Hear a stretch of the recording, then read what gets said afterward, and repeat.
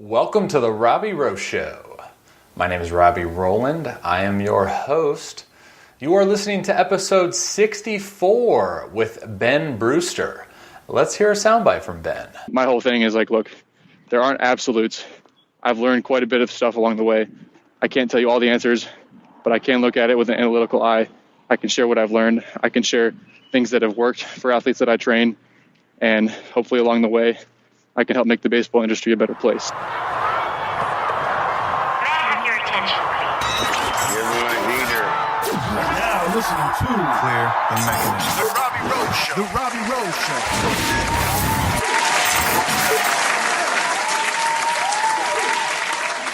Yeah, okie dokie. You know what? Podcast needs like a comment section. Is there a way we can make that happen? I need to hear from you guys. I know, I could sit here and say like, hey, message me on Instagram and give me an answer to the question that I have or whatever, but how many people are going to actually do that? No offense to you guys, I wouldn't do it either. But if we had like a comment section, I would love to be like, hey, comment below, because here's the deal. I got this like new mic, and yes, if you're a typical listener to my podcast, you know that I've gone through, 11 mics now. I don't know if this one's going to be a permanent thing. It's one of the wireless Johnnies. So like I just plug a little deal into the computer, and then I have this transmitter, and then I can just hook this like to my shirt or my head. I don't know why I'm sitting here talking about that. It's not that important, but what I was going to say was like, hey, let me know how this sounds, if you like it, if you didn't, because I'll bang it quick. There's also another thing that I want to throw your guys' way, that I do need some people to reach out on Instagram, because this is very pivotal. I know I'm pumping out a lot of episodes, right? I mean, like Monday, Wednesday, Friday, 3 a week, that's a lot of stuff. What I do not want to happen is I do not want to get you guys in a position where you get overwhelmed with so much content that you don't listen to it. My goal is, obviously to have you guys listen in every single episode I release, because I feel like each guy that I have on is sharing something new, something informative, to better equip you. So if you guys, if there's just a handful of you that can kind of message me on Instagram and just be like, hey, I'm loving your Monday, Wednesday, Friday setup. Like, and a lot of you have. I'm not saying I never get messages like that. I'm just asking because, like I said, I do not want that to happen where people get overwhelmed and then they just don't listen to it, period. Because I could always go back to my old setup where it was Monday, Thursday. But there's just so many cool people out there to talk to that I just want to talk to and have them on the show. Why? Okay, I just spent 3 minutes. I apologize. Thankfully, the podcast app has one of those fast forward buttons. Anyways, Ben Brewster today. So this was a very fun episode for me. I mean, they're all fun, but this was. So Ben and I are very like-minded. I think we're very similar in regards to what we are passionate about and what we kind of have an eye for. Ben is the founder of Tread Athletics. I'm sure a lot of you probably know Ben via, Twitter, Instagram, or even treadathletics.com. The dude's legit, man. I'm really excited to bring you this episode. Again, kind of the same episode as a couple days ago. It's long, right? Like, I'm not going to sugarcoat it. We go for about an hour and 7, I think it was, but where in the past I would kind of split it up into multiple parts, but I think this episode just flowed so smooth, and it was just so, I don't know, so juicy. I couldn't really find a spot in there to clip and put in 1 and 2, but Ben Brewster. This I don't want to spoil too much, but couple of the things that we do dive into. I think we spend the first half of the show really diving into like some, character trait stuff, what we can deal, or how can we respond to failure, and how can failure kind of mold us. He has a couple good sayings that I think you guys will really enjoy. Then we dive into the topic of his company, how that got founded, a little bit of his background, followed his passion, and then the constant evolution of what his business and his company is going through.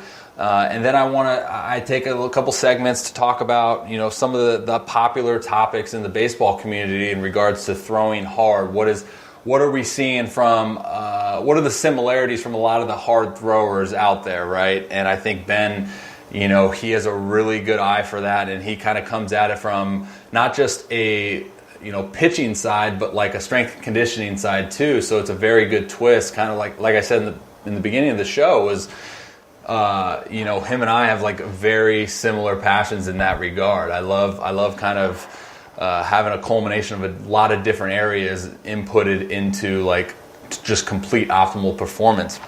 And then another popular topic we dive into is like distance running, right? And we kind of segue into recovery, and then we end the show on in-season versus off-season training, what that looks like, compare and contrast that.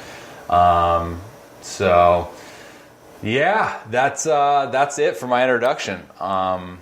Definitely going to enjoy this one. I think this is a good one. I'll make sure to link everything that we talk about in the episode that you hear into the show notes. So a couple examples is you can find Ben's link in the show notes. So he's got treadathletics.com. He's got a couple different articles. He's got a really good article that I mentioned in the podcast about, one's anatomy and kind of understanding our anatomy and molding that to our ideal pitching mechanics. I definitely want to link that in the show notes. I'll link his YouTube channel in the show notes, and he's got an email address in which you guys can write him and ask him any questions.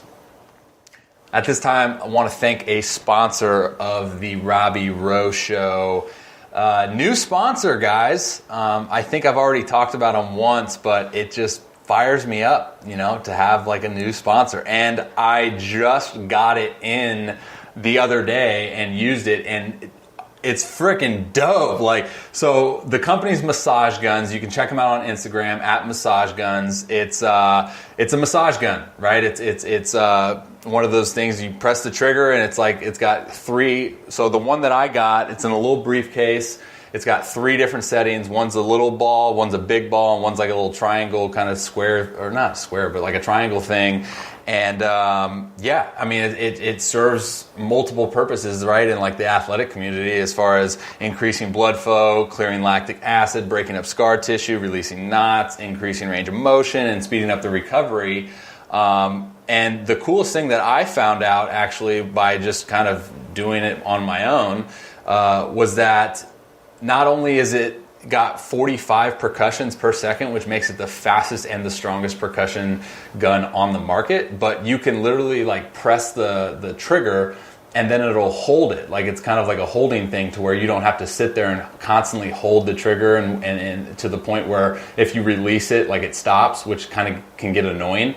And I didn't know that, so like I did it, and I was like, "Wow, this is great!" So you literally don't have to even hold the trigger. It's freaking awesome, man. You got 3 arm positions at 90 degrees, 135, and 180. So it's just very versatile.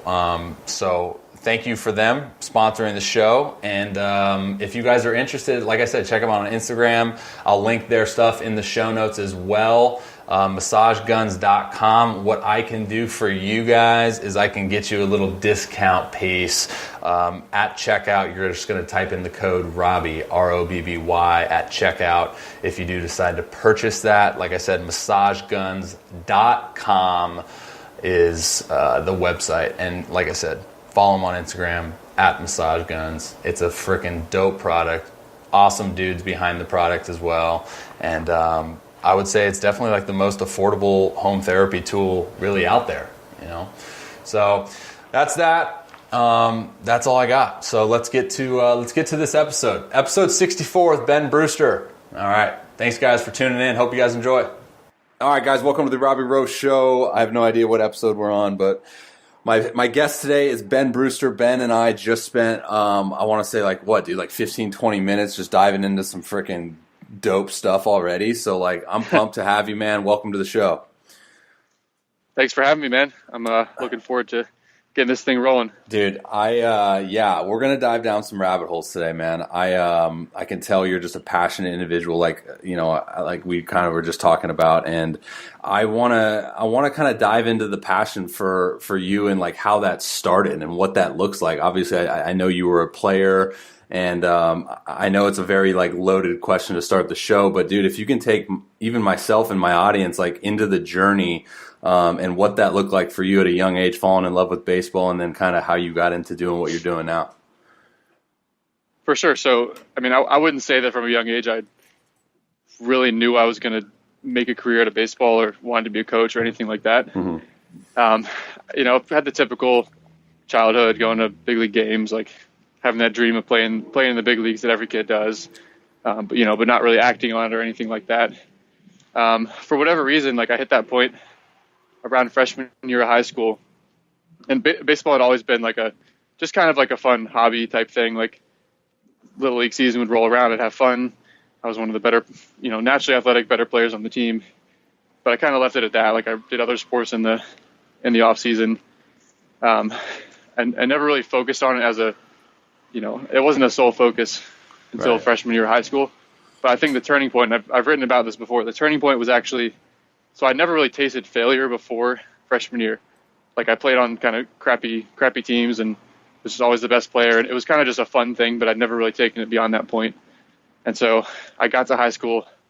I made my varsity team. Wasn't a great league, whatever. But basically I had my first taste of failure. And I think that's an important point. Like when you finally get that first taste of failure, you can either double down and figure out how to get better and figure out how to work your way to the top, or you can kind of cave in and quit or just accept mediocrity at that point. Right. And so that was really the turning point for me, is like, look, do I want to take the next step? Do I want to become serious about this? Do I want to become competitive? And I think that's when my competitive edge kind of kicked in a little bit. And I was like, okay, let's do this.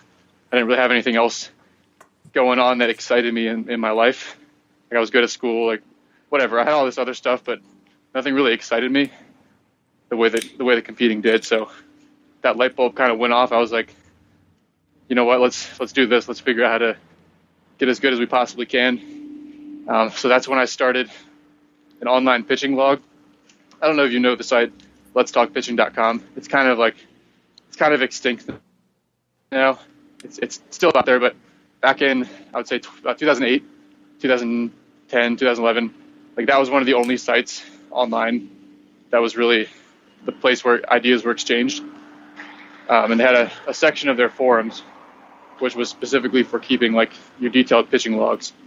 And so I'd been posting on those forums, spent those first couple of years just reading as much as I could. I was at 3 to 5 hours a day reading, like on the forums, posting, learning. And so I was 15 and started that pitching log basically just to chronicle my whole journey, chronicle my training, chronicle what I was doing. And it's funny, like we were just talking before the show started about how there's, very little that's actually black and white when it comes to training, when it comes to mechanics, when it comes to development. But, I've gone through and read some of those early posts when I was 15, and I put together my own routine. I was so sure that this was the routine. Like I'd read like all 10 articles I'd read, and I'd, picked apart bits and pieces from every article and put together my own routine. And I was like, this is the program. Right. And I was so sure of everything. And it's like, now I just understand there's so much nuance. There's so many gray areas, and so little is actually black and white. But yeah, I think that's kind of what kickstarted it, is having that first taste of failure and that kind of the competitive edge kicking in. And it really came from me. I mean, I wasn't, neither of my parents, knew anything about baseball.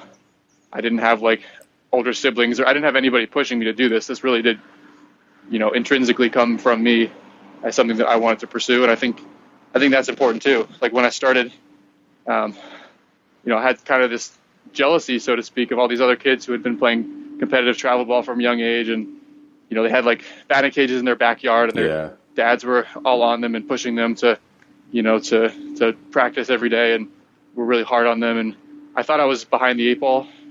I guess I was in a sense, but I've learned over the years and seeing what happens to those kids, to a lot of them, and some of them have success, but a lot of them get burnt out, or they're doing it for the extrinsic result.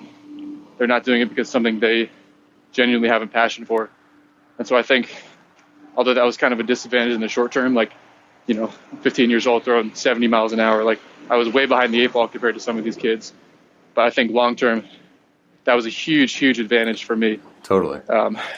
So like when I got to college, for example, I mean, I was the worst player on the team. I was a walk-on at Maryland. I was for sure the worst player on the team. But by the end of that fourth year, I was one of 13 or 14 freshmen that were there from the start. I was one of 4 that were left. Yeah. That hadn't quit or gotten cut or transferred because they weren't playing. So I really think my biggest advantage was that it was kind of an intrinsic thing that I really wanted for myself. And I think that's hard to fake.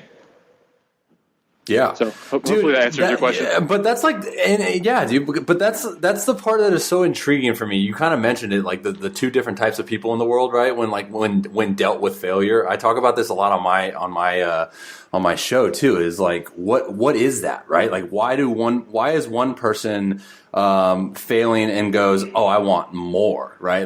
Does whatever they can to not taste that failure again, compared to the other guy that fails and then is okay, I need to do something different, that doesn't want to feel that again. That's just always something that intrigues me, right? And it goes back to your statement as far as no absolutes. It kind of just is what it is, right? I mean, that's kind of one of those things as well. We don't really know what is instilled in a character that allows an individual to response in that way. For sure. And I couldn't exactly put my finger on why I responded that way. Yeah. I just know that I did. I mean, I'm sure you could, subtly analyze my upbringing and find places that caused my identity to respond that way. I mean, I can't really put my finger on exactly I wasn't taught by my dad, never accept anything less than, right. I wasn't put in that exact frame of mind from the start. Yeah. I had I had high expectations, but very little pressure put on me. From a young age. It was more just I'd kind of, excelled at every situation I had been put in. And then I got to this point where suddenly I wasn't excelling, really the first time ever. And it was this is a defining moment. This is the first time I've tasted failure. In my mind, it was there wasn't really an option in my mind. It was well, this is what you have to do. Yeah. Totally. It's interesting. I have a very similar path in that regard. I wrote a blog post about failure, right? And obviously it's one of those things that I don't think we shed a whole lot of light on because we try to keep it positive, but it is one of those things that needs to be talked about because we don't really necessarily prepare for failure, right? We prepare to have success, and we can talk about that all the day long, but failing is one of those things where I think it molds us into a specific type of character that we want to be, and we were talking about this, before the show started, but how your character is the way it is now, where you're a perfectionist, kind of like myself, and it's everything you do, no matter what it is going to be done at 100%, with intensity, passion, whatever it is. So again, it goes back to characteristic traits, right? That's just kind of who you are. And I think life experience kind of molds you into that certain point, or even into that certain person that you're in, you are today. Would you agree with that? For sure. I think it can be molded. I think every failure that you have ultimately becomes a learning opportunity to grow. I mean, there's tons of quotes about this. I know Michael Jordan has some quote about, all his failures, why he was successful, but that really is true. I mean, I don't know how many thousands or tens of thousands, or depends how you define failures, but yeah, I mean, just about my entire career has been a string of failures. Totally. Whether it's a training injury or, a mistake from throwing volume, or, I mean, the list goes on and on, but every single time I try to take a step back, take an objective look at, okay, was there anything here that was preventable? Was there anything here, and let's say it's a strategy approach, I threw the wrong pitch to the wrong batter, in the wrong count. Is there anything I would have changed next time? Or maybe it's a training injury. And usually I can find some sort of mistake that I made or something that I would change. And basically the paradigm, the training philosophy evolves over time, and it starts to become more and more complex and account for all those failures along the way. And so I definitely believe that you have to learn from every failure that you have. That's the only way that you continue to evolve as a person and evolve ultimately in your career. And I've said this a lot of times. I tell this to my athletes. is that ultimately, like, some people get angry about and coaches that basically they think they're selling the dream of like pitching in the big leagues or playing D1 baseball, or they think that's disingenuous. My whole point is like, look, if the kid has that as a goal, my job is to help give him the best chance of getting there as possible. Yeah. Full well knowing that a large percentage are not going to make it to the big leagues, obviously. Like the chance that I knew from the start that my chance of making it to the big leagues would be slim. And I'm still trying to get healthy and pursue my own career, and I'm still trying to make it there, as I'm sure you are. Right. But that being said, I knew from the very start it was going to be a small percent chance. But I still think that the person that you become in that pursuit will stick with you for the rest of your life and any other career that you have. And I fully believe that. I think the return on investment, the ROI, if you want to use that terminology, I think that's always positive when you spend a decade pouring your passion into something, regardless of whether at the end of that you have, that MLB tag on your name. I still think the development and the learning and the personal evolution that happens through that process is invaluable. Yeah, it's funny, right? Because it's the same exact thing when it comes to like even being a baseball player, knowing full well that you're going to fail more oftentimes than not, but we still pursue like perfection, right? So like obviously in the sense of us being pitchers, but even if you're a hitter or whatever, you're just a baseball player in general, like we strive to make the perfect pitch or execute the perfect pitch on a consistent basis over and over and over again. But like we know, right? Like we do know no matter what, like we're going to make mistakes and, we're going to leave balls over the middle of the plate and we're going to freaking hang sliders. We know that, but it doesn't change the fact that we're going to pursue perfection or excellence. For sure. And this conversation is obviously about baseball, but that exact philosophy goes towards anything in life. 100%. That goes towards being successful in any career path, any pursuit.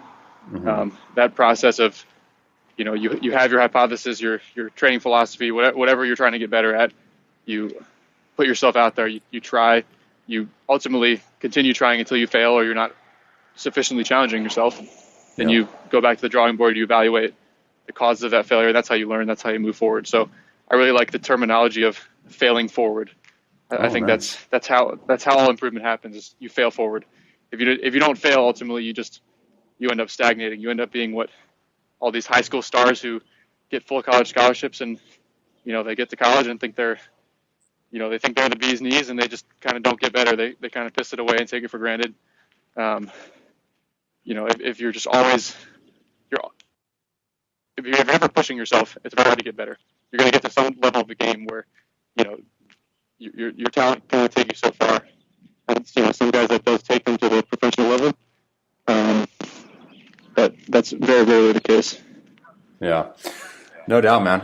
So I want to dive a little bit more into like your not so much background, but just like kind of the things that you're doing now. So obviously, I'm sure majority of people are aware of Tread Athletics, but can you kind of take us through the start of that and kind of what led you to start that up? Yeah. So at the start of Tread, so I'd just been drafted by the White Sox in 2014. At that point, I'd been keeping that pitching log I mentioned for 7 years, and I had a good amount of followers to the point where I'd have a certain number of fathers or maybe college players. They would message me and they would want me to write a program for them or write them some sort of throwing program or evaluate their mechanics or anything like that. And so I was obviously on a minor leaguer salary. You know how that goes. Right, grinding. And so I was like, here's a group of people that are asking for my advice. They're asking, how did you go from 70 to mid 90s and get drafted? And they want to know. And so I was like, well, let's turn this into kind of a business and see how it does. And it kind of started at the point where I didn't really think it would turn into a business. It was like, let's maybe 10 or 20 people will train with me and we'll do it remotely so that logistically it'll work while I'm in season. And, we can kind of supplement the minor league income.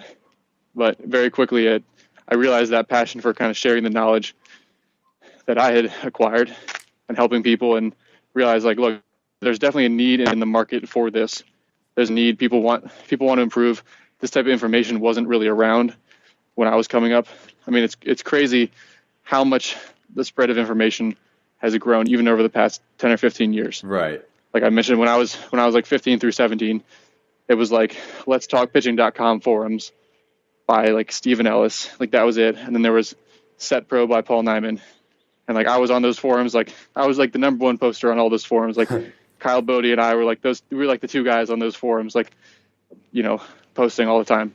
So there really wasn't much around, and it's kind of exploded since then. But now it's almost a different problem. Instead of lack of information, there's almost information overload. Right. Sometimes, to where now players have to sift through the good and the bad information. And so my whole thing is like, look, there aren't absolutes. I've learned quite a bit of stuff along the way. I can't tell you all the answers, but I can look at it with an analytical eye. I can share what I've learned. I can share things that have worked for athletes that I train, and hopefully along the way, I can help make the baseball industry a better place. So that's really my goal. It's not to say like, look, I have all the answers. It's to try to put a critical eye on whatever training, throwing, nutrition, whatever concept I'm talking about, and try to ultimately come to some sort of, you know, logical conclusion about whatever we're talking about, and make the industry a better place. Yeah, and what I love about it, dude, is your passion for it. Like that's really is like what's fueling you, like moving forward. It's not this fake like gimmick of, you know, oh, I guess I can do this, you know, as a way or as a means to like make a living. It's like, yo, let's do it because I freaking love it, right? Right. It was following passion. It was following what I was already doing, and then it was accidentally realizing that it could be a business. Mm-hmm. It wasn't going into it thinking like, let's make a business. Let's train 400 athletes remotely over the next 3 years, and, you know, grow this company and grow this, you know, large internet following. Like, that wasn't the point. The point was following my passion, trying to share what I learned with people, trying to continue learning myself. I mean, most of my interactions on Twitter, some of them are obviously trying to share what I learned, but a lot of them are following other intelligent people in the community, interacting, debating, and trying to continue learning myself. And you know, that's not going to change anytime soon.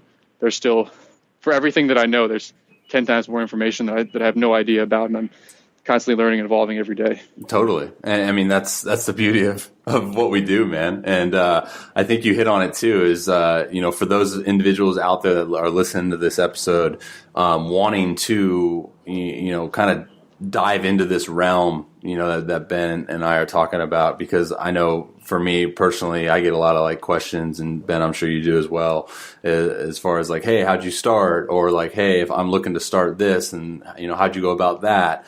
I mean, for me, dude, it's the first thing that I say is like, you have to have a good foundation for why you are starting it, right? Like, you don't want to just start something like this just because it would be nice to work from home and like watch baseball, talk baseball, post about baseball all day long, right? Because if you build it on a weak foundation as far as making money from it, maybe a couple of quick bucks here and there, then you're going to fizzle out, probably going to die out. It's just like with a baseball career. Instead, like really, really do build that on something that's solid, like a love and a passion for what you're doing over and over again, because then it becomes easy, you know, Ben, for you to sit there and write a 1,000-page ebook, right? For sure. And yeah, we were talking about this before the call started, but it definitely has to come from that intrinsic motivation. I definitely agree with you there. 100%. So you start Tread. Obviously, you have this passion, this love for what you're doing. So how has it like evolved? I'm curious personally to hear about how you went from, you know, just obviously playing baseball to branching out into the strength and conditioning community, getting certified there, and then kind of correlating the two pieces, I guess 3 pieces if you want to include like nutrition. And what is like the motive at that point for you, and kind of when did you start having the culmination of kind of all 3 of those things within your brand? Yeah, so I actually studied exercise science at Maryland. Okay. I don't know if you knew that, but basically from the start, my whole hypothesis for how was I going to get from 70 to 95 was like, look, I have the height, I have the levers, the same thing as all these big leaguers that I'm seeing that are throwing 95 plus, and I couldn't answer in my head why that should not be possible. If it's just a physics problem, why should it not be possible that if I can get as big, as strong, apply as much force as those guys, and move my body through space in the same way, i.e. the same mechanics and mobility, and time it all up. I couldn't answer in my naive brain at the time, but I still believe this is largely true. I couldn't answer why that shouldn't be possible, that I should be able to do that. And so from the start, my focus was very heavily based around the strength and conditioning aspect. It was like, look, I'm 6'3", 150 pounds. I bet if I get to 215 pounds and I'm as strong as these guys, like, I bet I'm going to throw pretty hard. Like, I'm not getting into great mechanical positions. I bet if I can pair that with the strength and I can get into the same positions these guys do, I bet I'm going to throw close to as hard. Like, it was just a hypothesis, but it started very heavily based around the strength and conditioning aspect. So for me, that was probably where 75% of my focus went for those first like 4, 5, 6 years, and going from whatever 150 to 215. And then obviously, I mean, nutrition goes hand in hand with the strength and conditioning. It's pretty damn impossible as an ectomorph, as a hard gainer, to make strength progress if you don't get that nutrition aspect down. So that was a huge benefit to me as well. Like, at 15, 16, 17, I would see these naturally like strong mesomorph type guys. They didn't really think about their nutrition. They could look at a weight, get stronger. Totally. They were naturally just like untrained. They were like 6'2", 190 pounds. Like, I played with all sorts of these guys in college. Like, never lifted weights, came into college, and they were like as strong as I was after like 3 years of lifting as hard as I could. Yeah. So that's actually to my benefit now, because I had to figure out how to take a super fast metabolism, hard gainer, small joints, the whole 9 yards, and figure out how to add muscle mass, add strength to that frame. So nutritionally, that just came alongside trying to get stronger and having to figure out how exactly that worked. But my approach through everything was basically like, look, I've identified a metric that if I can improve it, I bet it's going to help the end goal, which is, I mean, multiple goals for performance, but by and large, the big one was throw harder. Right. I knew that, like, look, a lefty throwing 95, it's going to be very hard to not get drafted. It's going to be very hard to not get a ton of opportunities to prove yourself, and very hard to not be kept around for a while as you continue learning how to pitch and do all the other things associated with being a good pitcher. So it was identify that metric, whether it's like a squat number, a deadlift number, a body weight, or a vertical jump, or identify these metrics, and then basically figuring out, okay, who's doing this the best in the world? Like Joe DeFranco, a football strength coach, but could get guys' verticals through the roof. Like, okay, I'm going to study him. Eric Helms, Mike Isertel, like natural bodybuilders who had broken down the nutrition aspect to an absolute science. And how do you measure it? How do you track it? And how do you make it a repeatable process? Like, basically find the experts in the world in all these different areas and start to piece together what actually works and test it on myself. And that whole trial and error process that I alluded to. So that's really what it came down to. It's trying to identify what goes into throwing hard, finding the people that are doing it the best in the world, and then that whole trial and error process. Test it, measure it, fail a bunch, revise that training philosophy or that hypothesis, and basically just continue doing that. It's just an iterative process of testing and failing. Yeah, so I know this is going to be a loaded question. I apologize ahead of time, but I know for the baseball audience, like we're talking about throwing hard, right? And we're talking about like what are the common things that are seen across the board.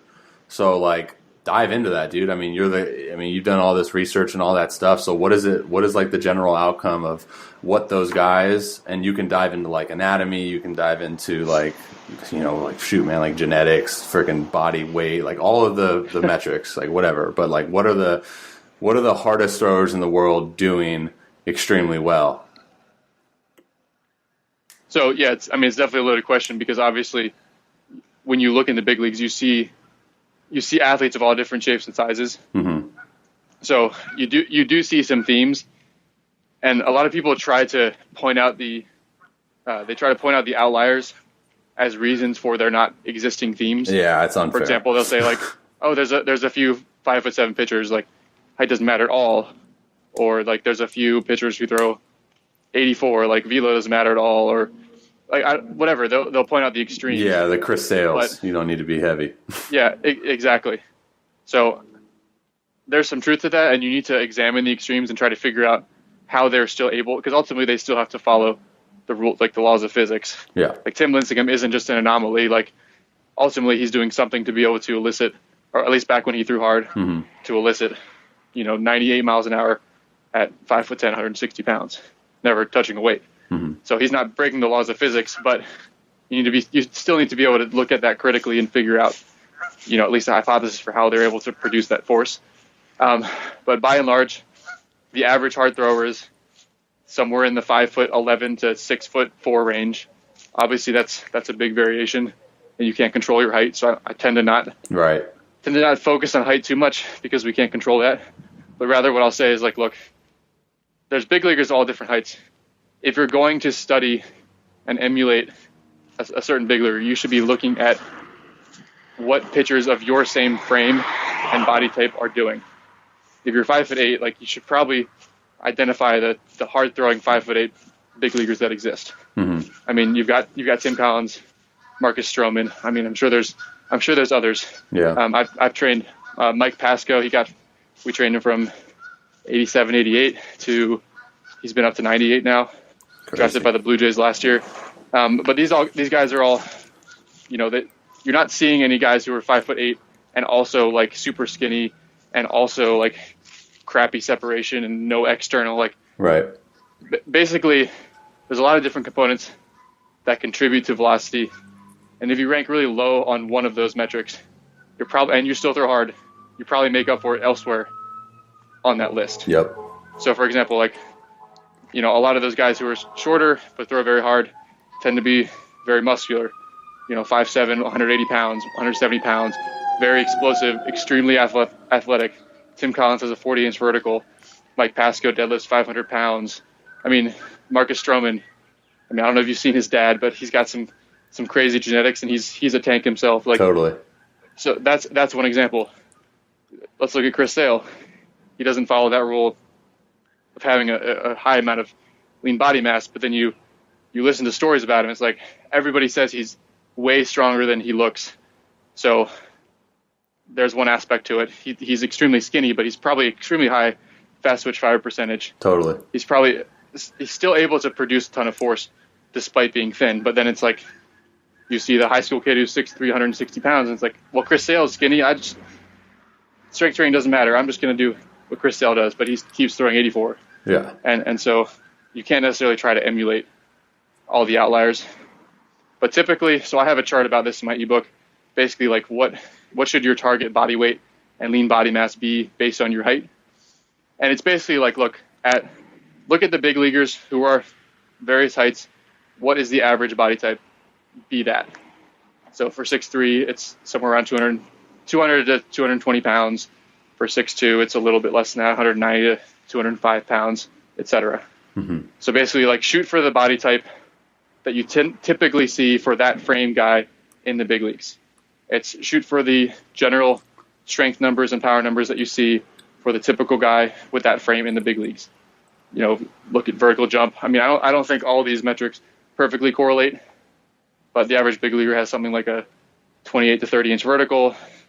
The vast majority of mid-90s throwers that we've trained have somewhere in the low to mid 300s, squat with good form, somewhere in the low 400s to mid 400s deadlift for reps with good form. They can move 100-pound dumbbells on dumbbell bench, on dumbbell row. So they're strong. Right. And the strength is I would say strength is probably the main. Strength is more important than just body weight. The body weight supports the strength gains. So if somebody's 190 pounds at 6'3", but they have all the strength numbers that we're looking for, we're not necessarily going to push for them to just gain 15 pounds out of nowhere just to be in that weight range. It's more about the weight is to be able to elicit high force production. That's the point. And it's typically very hard to have those requisite strength numbers without getting into that body weight range. So that's kind of the general rule. And again, I have that chart laid out in my ebook, but it's basically like the range that exists in the big leagues, depending on the given height. Yeah, sorry for interrupting, dude, but I want to make sure my audience, as soon as you say that, like, I want to make sure that they can. I'll link your ebook, and obviously, like, all your links to your website and whatnot, all that stuff in the show notes. So, for those of you listening that are interested in that ebook that Ben is talking about, be sure to check that out in the show notes. Sorry for interrupting, man. No, you're good. You're good. I mean, that's a general idea of kind of the strength and body weight side of things. As far as getting into kind of mechanical things, so similar to how nutrition supports strength gains, when it comes to mechanics, mobility supports good mechanics. Yep. So basically I'm looking at what mechanical positions is a guy lacking or isn't able to get into, and then what specific piece of his mobility might be preventing him from doing that. And sometimes the answer is nothing. His mobility is fine, but he still isn't getting into a good position. And so in that case, you typically know it's not about the mobility. His body's able to get into position. It's some sort of it's just a motor pattern issue or motor control issue. Yeah. They need to feel what that position feels like to learn. Like for me, that was what I dealt with. I had awful hip shoulder separation. I couldn't figure out how to dissociate my hips from my shoulders for like 7 years. Like within your the main mechanics, right? Yes, right. yeah. So I couldn't get my hips open at landing while keeping the shoulders closed. Right. And then dissociate those two as I rotated. So I couldn't produce that much torque. So I spent like my first 6 years of training basically just getting really strong and athletic and hearing the intent, trying to throw as hard as I could all the time. Right. And I got to like mid 80s that way. But ultimately, for me, it wasn't a mobility thing. I had great thoracic mobility. I had great hip internal rotation. I had all these metrics on the table that should suggest I would be throwing hard. But then you look at my delivery, and I couldn't separate my hips and my shoulders.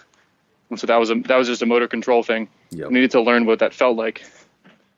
And so that comes back to the whole trial and error thing. Like for me, it was testing different drills, different constraint drills that would get me to feel what that change felt like. I've talked about this. In my case, the Roland Drill was the best thing that ever happened to me. That was like a turning point in my career. That was, I think, senior year of college. And I call it the Roland Drill, and that's kind of because Driveline popularized it as the Roland Drill. Right. But I came up with my version of that drill. Before then, I just called it the separation drill. But basically, I was like tired of not being able to separate my hips and my shoulders. And so I literally just forced the position. I would start with my hips facing the target, and I would force them to stay facing the target the entire throw, and I would force my front shoulder closed, and I would just make sure I kept those two things until landing position. And so that was what I came up with I was just tired of not being able to throw hard. Mm-hmm. And so again, the whole trial and error approach, that's what I came into. It was basically I now call it the stationary Roland, but it was a variation of that to work on the separation. Yeah. So I guess to circle back to what most hard throwers do. Most hard throwers are able to segment their hips and their shoulders very well. That doesn't necessarily mean they're going to have Tim Lincecum, hip-shoulder separation, nor is that necessary. But again, they typically have better separation than the average amateur thrower. Sure. They're able to create more torque between the hips and the shoulders. So specifically what goes into that is arm side thoracic rotation. That's an extremely important component of that.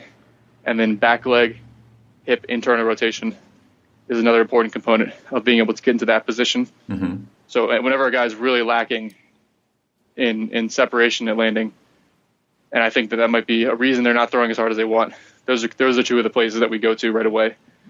Other things, most hard throwers, they have a vertical forearm at landing, so the arm flips up at landing. Yep.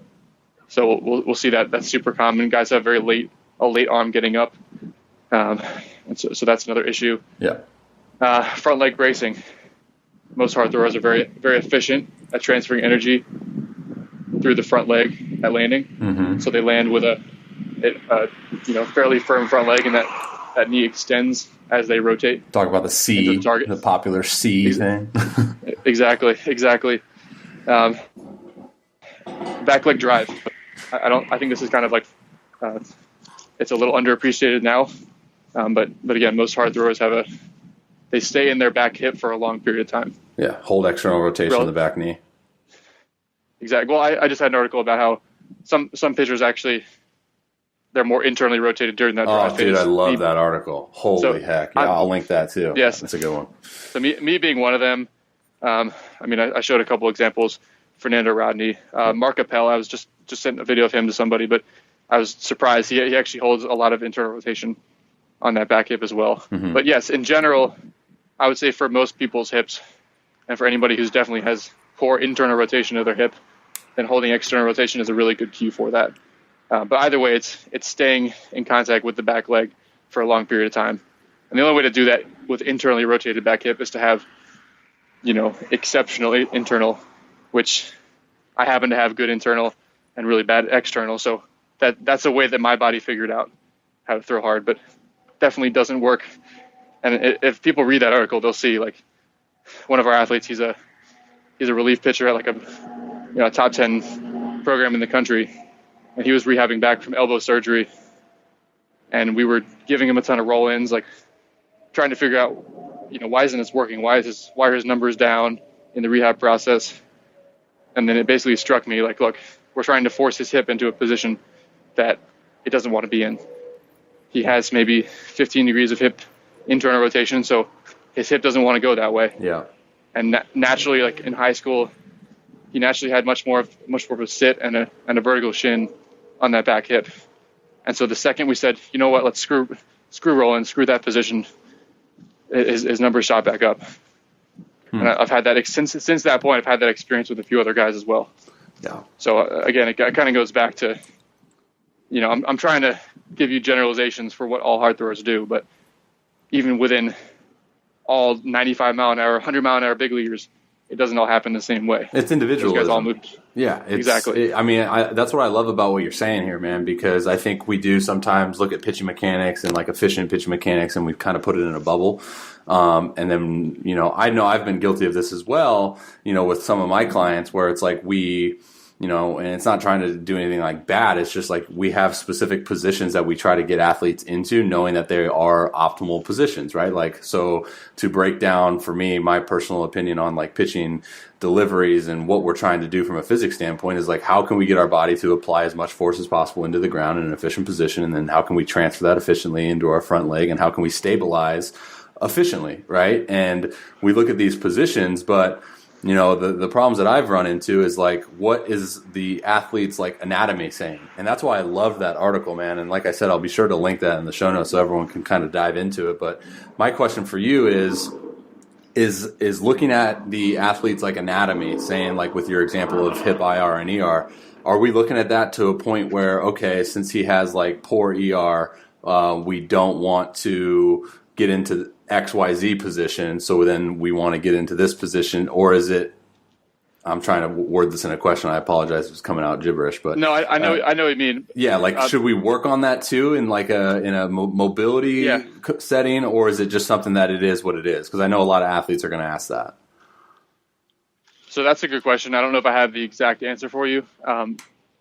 My take is that it's typically not a problem to improve mobility as long as you aren't simply improving passive mobility.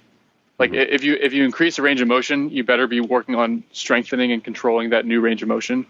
And in that case, I don't see a problem with erring on the safe side. So for example, Justin Verlander is a guy with poor hip internal, doesn't create a ton of separation, but he really stays into his back leg well. He really shifts his weight well. He holds external rotation, stays in contact with that rear glute. Mm-hmm. But again, he creates and transfers a ton of energy. He has an almost perfect front leg. He's got good levers, good strength numbers, all of the above, but he doesn't have good hip mobility into internal. He doesn't create much separation. Now, would you make him worse if you stretched him into internal? I don't think so. If you had him control that internal, he was able to strengthen his way into internal, would it help him? I doubt it. The way that he throws, I doubt it would help him much, but I don't think you'd ruin him. So yeah, I mean, not much is going to ruin that guy. Yeah, I mean, typically if a guy's really missing, I mean, has a glaring deficiency somewhere, that's going to give you clues as to what do we need to be cueing and doing from a throwing standpoint. And then just to be on the safe side, we'll typically give them some correctives to see if we can't have a positive change on that. But again, it's hard to know exactly whether it's going to be a positive or negative change. Yeah, it's tough too because sorry, I keep interrupting you, but it's for me, like I almost look at it. I've delved into this whole FRC movement, like the FRC space, functional range conditioning. And like FRC says, like we can explore new mobility, right? We can explore new IR, ER. So it's like I remember like reading your article and like completely agreeing with a lot of those components, and then sitting back and like asking myself the question as far as like, okay, if I want to be the best possible, like quote unquote, like pitching instructor, possible, how would I go about teaching that to like my clients? How can I go about like relaying that? Because I don't want to come at them with an approach that says, hey, your anatomy. It's the way you are. These are the certain positions that you're probably going to have a very, very difficult time getting into and owning. But then like I almost fall towards the side of like FRC, believing like, hey, here's some, like you said, correctives. Here's some FRC movements. Like let's focus on that, dude, and like own those positions for sure. And then therefore like grow into an athlete that can get into those positions on the mound. Yeah, I definitely think there's a lot of validity to the FRC methodology. And as far as like once you've identified a specific range that you need to improve, it definitely does work to get you that range and control that new range. And I've seen it work with a number of my athletes. Now the main thing is identifying the range that needs to be improved. Mm-hmm. That's where there's disagreement. It's not as simple as just every single joint needs to be as mobile as humanly possible. Exactly. Pitchers don't necessarily need to be able to do full splits, for example. Now, do I think you're just going to lose your ability to produce force if you strengthen splits and you can actually control that range? My answer would be no. I think there's better uses for your time, but I don't think some people would say that, suddenly being able to do a full split, you're just going to lose your hip's ability to produce force. I think that's very clearly false. I mean, remember Jake Arrieta went through that phase as like an actual example. He got really into Pilates. He was the best pitcher in the world that year. I mean, doing full splits. Yep. So I don't think it's as simple as increasing range too much, or like the rubber band analogy, getting too flexible. You just lose your force production ability. I don't know if you follow these guys on Instagram. It's called the Athletic Truth Group, ATG, or the knees over toes guys. And they're not in the baseball realm. It's more basketball, and he kind of does knee rehab and stuff like that, and increasing vertical jumps. But people ask him all the time. So they do like extreme range of motion stuff. They basically strengthen the joints through a full range of motion, like ass-to-grass squats, ass-to-grass style lunges, and things like that, splits and stuff like that. Right. And people all the time are concerned that they're just going to lose their force production capability if they get too flexible. And the theory kind of makes sense if you listen to the rubber band analogy. It makes sense on the surface level, but then you look at like the best jumper ever, Stefan Holm. He was an Olympic high jumper, like 5'10" guy with, they estimated like a 50-inch vertical, something like that. I can't remember what his record was, but he did full depth ass-to-grass style squats, and he was the highest jumping human ever. Basically, they've proven beyond a shadow of doubt that you actually can continue increasing your force production, your power output, even as you get more and more flexible. So they're not mutually exclusive. Now, do I think that you need to be that flexible to be powerful? No. I think you look at most NFL guys who are extremely powerful. I doubt they could do splits, and a lot of them probably have mobility deficits if you broke it down. But I also don't think it's as detrimental as people make it out to be. Just like if we can kind of switch gears, like the whole distance running thing. If you have to do a couple distance runs a week, it's probably not optimal. It's probably not helping your sprint performance or your power output. But at the same time, you're not just instantly ruining your ability as a pitcher or your power output. Yeah. It's demonized for sure, I think, today. Exactly. And so, that's why I keep saying it's not black and white. There's gray areas in all of this stuff. But, I rarely come down on one side or the other of the fence, because I can usually see something. The answer is usually, as with most things, somewhere in the middle. of those two extremes. And it's always the fine lines. Absolutely. Dude, can we spend some time diving into that, dude? Because I know that, like I said, it's a popular topic with the distance running and the pitching thing, because we go from one side of the spectrum where all these old school guys that's what they came up on, right? Like distance running. I know I kind of was in that. I don't know where you stand with it, but now it's all about like manipulate what you do on the field or replicate what you do on the field, and there's no distance running involved. I know you talked a little bit about, is it detrimental or is it not? Is it optimal or is it not? I know where I kind of stand with it right now is the way we target our training is basically in a sense of everything we should be doing should be done with like a purpose of optimization. So like if you can, man, like kind of dive into where your thoughts with distance running is for, really just baseball players in general. So I think there is some validity to the conventional wisdom that distance running helps recover the day after a start. While the logic behind it, while the actual scientific rationale is wrong, the lactic acid explanation is wrong. I wrote about this in one of my recent recovery articles. Is there's still benefit to active recovery as far as reducing soreness and as far as increasing blood flow, increasing recovery. So basically, they noticed that going on a distance run the day after a start, they would be less sore. Now, that's not from some magical benefit of distance running. It's just the fact that you're getting your blood flow up, you're getting your heart pumping, you're increasing blood to the muscles that you just micro tore the day before, and you're speeding up recovery. Now, you can get the exact same benefit from sprint work, which is also more sport specific, and you can also get your heart pumping and your blood flow up. Now, both can be used in excess and be detrimental. If you're distance running 4 or 5 miles a day, a ton of pounding, you're going to end up with a team full of players that have shin splints, sore knees, sore hips, and their legs are heavy and their performance is going to suffer. But I've been a part of numerous teams where, this is at the point where distance running is now vilified and it's all about sprint work, and it's still detrimental because I've been on teams where you're doing sprint work 7 days a week to the point where you can't recover. And you talk about, I fully agree with you. There needs to be an intent behind everything you do. And there's no, it's like, okay, well, now the new fad is sprint work every day. Sprint work is better for pitchers. And so you're doing like 12 or 15 sprints every single day, to the point where if you actually were to do it with intensity and focus, like 4 days in, your body's beat to hell. You can't sustain that. So I think the pendulum has swung too far towards too much sprint work at times. And for most of our athletes, we're somewhere in the neighborhood of like 2 days a week of any sort of movement stuff like that. Typically 1 day is more of a kind of recovery, some sort of active recovery, maybe moderate intensity intervals. I mean, some days we actually will do kind of a 20-minute low intensity thing with the explicit purpose of active recovery and blood flow and aerobic training. And then 1 or 2 days where it's some sort of higher intensity interval, whether that's stairs, bike interval, rower machine, tempo step ups, prowler pushes.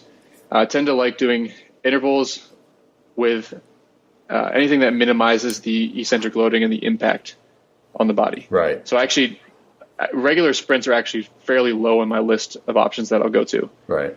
Because there is still an impact on your joints, and there's that eccentric portion of the decelerative part at touchdown of the sprint phase.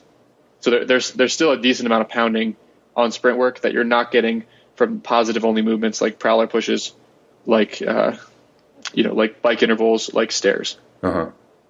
Dude, so I love the I don't know if it's like super popular yet, but for pitchers, like obviously the goal is to increase our power output. And I'd like to hear your opinion on it. You mentioned it a little bit, but where are you at with like the rower, like concept 2 rowing for pitchers?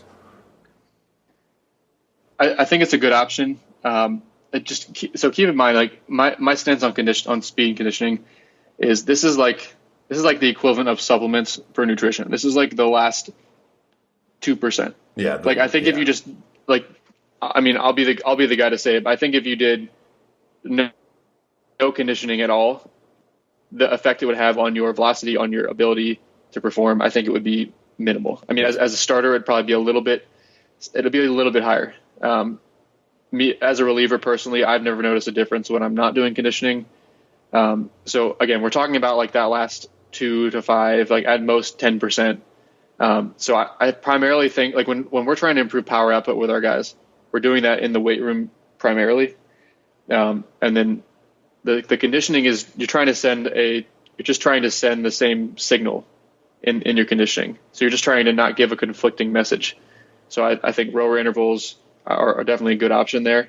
But again, like you should be doing the vast majority of if your goal is power output, you should be getting the vast majority of that power training stimulus in the weight room, and the conditioning just supports that. That's the last percentage points of that. Yeah, like the last little piece of the puzzle. I got you. That makes sense, dude. I want to. You talked about stuff in the weight room. Obviously, I kind of want to segue into like that side of things. When you had mentioned the increased blood flow with like distance running after a start or after an outing, can you manipulate that in like a lifting setting as well? Obviously, lifting increases blood flow. We all know that, but is it like the same as if you were to go on a distance run? So basically, what I'm asking here is for pitchers, would it be optimal to have their their in-season program to where they're lifting like after their starts to increase that blood flow to therefore have optimal recovery? So in a sense, yes, you are definitely increasing blood flow when you're doing lifting, but it's the type of training that maximally increases blood flow, like the type of pump training or anything where, for example, bike intervals where your quads feel like they're going to burst. That type of training tends to not be the most advantageous type of training when it comes to increasing maximal strength or power output. In other words, like if you're doing sets of 3 or sets of 5 or speed sets of 3 with like 60% of your 1 rep max to increase power output or plyometrics, like those types of training methods tend to not lend themselves towards the crazy blood flow, the crazy types of pumps or increasing your heart rate that you'll get with aerobic style conditioning or interval type training. So to some extent, yes. And I encourage guys to get their lifting in as soon as they can after their outing, but not necessarily for that reason, but more to maximize the amount of time that you have to recover between then and the next time you're going to have to pitch.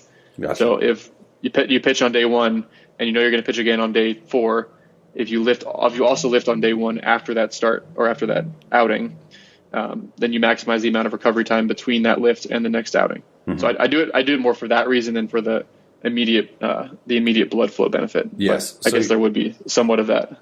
Right. So are you saying like even if you want to get done with your outing and go get your lift in like within the hour of you being done, that's like optimal for you?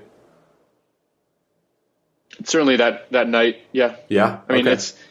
I think it's somewhat based on preference. Like, I mean, if you finish an outing and you're kind of gassed and you need a second to catch your thoughts, or you gave up a tank and you need to compose yourself, and I mean, maybe you're the type of guy that maybe you're frustrated and you want to just go hit the weights a little bit, or maybe you need to watch the end of the game and calm down a little bit and refocus and get a meal in you and then go lift. I don't think it matters too much. I think it's more preference. Yeah. When it comes down to exactly how many hours you wait after your outing. I got you. I was just kind of like looking at it. And I know I get this question a lot, as well as far as post throwing stuff. Like what should I do post throw? That's like a very popular topic. I would say to optimize recovery and optimize growth too. Everyone has their own routines. I think you alluded to that as far as being an individual with your own routine. But for guys post throw, like, do you have a set program or a set amount of things that you typically encourage your athletes to do as soon as you get done with your outing? So I definitely believe in doing some sort of brief arm care routine. But my stance is a little bit different than some people. And it's basically like, look, if you are adequately training the relevant muscles throughout the week, in your warm up, in your lifting session, you don't necessarily need to hammer those muscles, 3 times a day before and after throwing. If you're already doing multiple sets of, let's say, J bands and body blade or shoulder tube and wrist weights and, scap push-ups, and you're hammering those various muscles, serratus anterior, low trap, mid trap, posterior cuff. I think it's easy to overdo it on some of the arm care movements. Yeah. I've been at the point where, every superset in my lifting was some sort of arm care, and I'm doing 3 sets of everything pre-throwing, and then I'm doing 3 sets of everything post-throwing. And, before long, I'm burnt out. Like my low traps burn out. My posterior cuff is burnt out. So I think as long as you're not getting detrimental effects and you're not getting signs of overtraining those muscles, post-throwing is a really good time to do it. But for a lot of our guys, like we're mixing in arm care in their actual lifts. They're doing prone Y raises, prone T raises, TRX face pulls, sideline external rotations. They're doing all this stuff pre-throwing as well to kind of prime and activate those muscles and get a little blood flow without overly fatiguing them pre-throwing. So I keep it brief. The post-throwing arm care, I keep it a little briefer than most do. Gotcha. Let's dive into like kind of another training popular topic that I'm sure you hear a lot too. In-season, off-season training. Where do you kind of see guys go wrong within programming, like what they're doing compared to in-season and what they're compared to doing off-season? Oh, so first thing in season is, the biggest mistake is guys just don't train. Yeah. Like that's definitely a mistake. I've only made it once in my career. It was pretty much my first ever off season. That's what I did. Or first ever in season. That's what I did. Is I just kind of said, you know what, I might throw 2 days from now. I'd better be careful and not be sore. Yeah, I might throw, exactly. I might throw here, might throw there, and you're always trying to be perfectly recovered and everything optimal, and you end up just skipping lifts and you wake up and it's August and deadlifting 225 pounds suddenly feels heavy because you haven't lifted in 4 months. So that's, I'm assuming most of the people listening to this aren't making that mistake, or they've made that mistake before and aren't going to make that one again. So the next biggest mistake is guys think that they need to just go super light on everything. And that's not a solution either. Basically they'll keep the volume the same. They'll still do, 3 sets of 10 on everything or 4 sets of 8. They'll still keep a high volume or moderate volume, but maybe they'll do 50-pound dumbbells on dumbbell bench instead of 80s. Maybe they'll do 135 pounds on squats. And that's a better option than not lifting at all.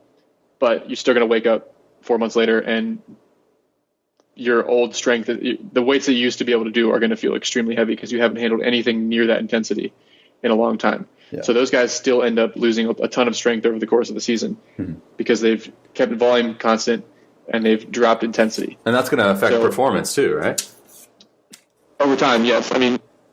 Probably not in the first couple months of the season, but that's something that slowly creeps up on you. Right. If you have a long season, that's going to slowly creep up on you. So basically, the sweet spot for in-season training is keep the intensity almost as high as you would in the off season. So our rule of thumb is to use about 90% of the weight that you would be using for that number of reps in the off season. And so keeping the intensity high, but dropping the volume in half.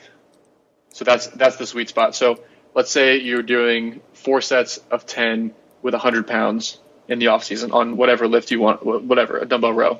Right. In season, the way that you would maintain strength without being sore is you would do 2 sets of 10 with 90 pounds. Mm-hmm. So that's the basically simple rule of thumb is volume is what creates most of that muscle damage and most of that soreness. It's not the intensity. Right. If you just go to the gym, work up to a heavy set of 5 and leave, you're going to maintain your strength, but you're not going to be that sore. Right. Strength is neurological. A large piece of strength is the neurological aspect of that. So you need to continue handling a decent amount of intensity in season to maintain the neurological aspect of strength.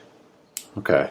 Yeah, that makes sense, man. Because I know, even in pro ball, man, you get to those dog days in August, and the idea is just completely hammer the brakes because it's hot, it's humid, summer, it's a grind, a long season, and all of a sudden you stop training. I would say in that aspect that might be somewhat of an exception to what I said is, the point is that if you just stop training over the next 4 to 8 weeks, you're going to start to see some decreased performance.